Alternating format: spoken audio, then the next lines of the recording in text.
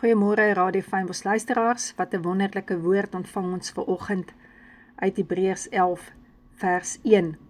Geloof dan is 'n vaste vertroue op die dinge wat ons hoop, 'n bewys van die dinge wat ons nie sien nie. Wat beteken dit om op God te vertrou?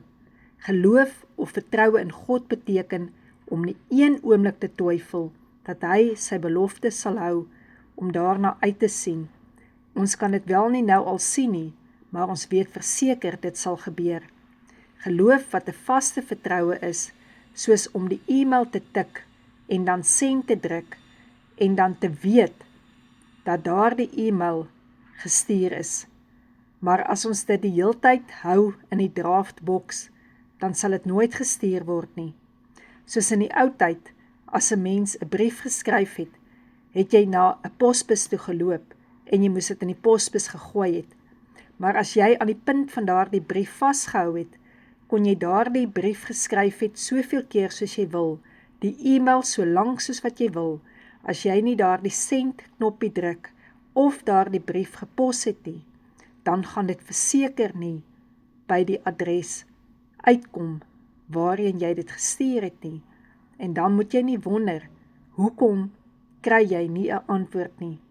Net so sal jy partykeer sien met jou e-mail, sal jy adres insit en dan kom daardie e-mail terug, want dit was nie die regte adres nie. En daarom moet ek en jy so seker maak, dat wanneer ons bid, ons gefokus is op die regte adres, Jesus wat die weg, die waarheid, die lewe is. Psalm 37 vers 5, so mooi, laat jou weg aan die Here oor, vertrou op hom, en hy sal dit uitvoer. Stel jou lewe elke dag in die Here se hand, vertrou op hom, want hy sal vir jou sorg. Die Here kan nie antwoord as ons nie oorgee nie. Geloof is om te ontvang as ons dit toeëien en weet, ons het daai e-mail gestuur en ons verwag 'n antwoord terug. Ja, ons kan in die Here glo, ons kan na hom toe kom, ons commit tot hom, selfs in hom begin rus vind, maar ons sal nooit regtig al ons seëninge kan herken, voor ons nie ontvang het, die gees van hom, wat in ons werk, om te kan glo nie.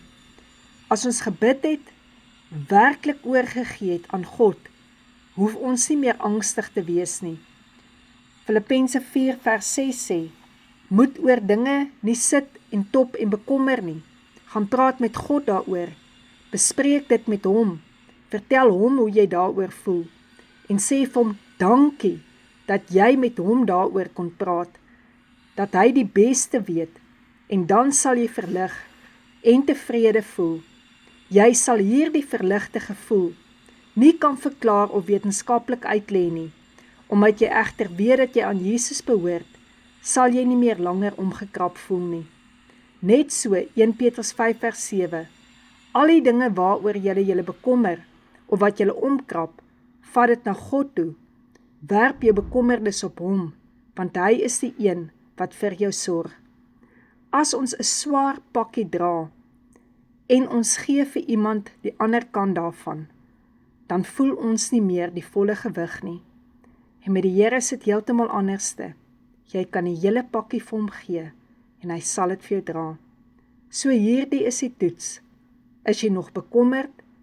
As jy vir my sê ja, dan moet ons erken vanoggend, ons het nog nie heeltemal oorgegee nie. Jesus, vergewe ons asseblief ons klein geloof, vergewe ons dat ons so dikwels bid, en dan vat ons weer die pakkie terug. Here, dankie vir u bloed, ons vra dat u bloed ons vry maak van bekommernisse.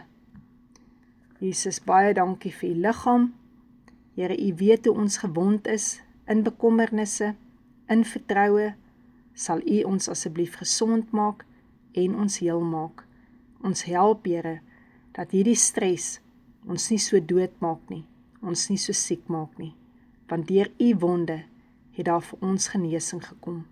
U bloed het vir ons gevloei in diepe ontsteltenis in Getsemane, en daarom neem ons genesing vir alle angs en alle vrese in Jesus naam.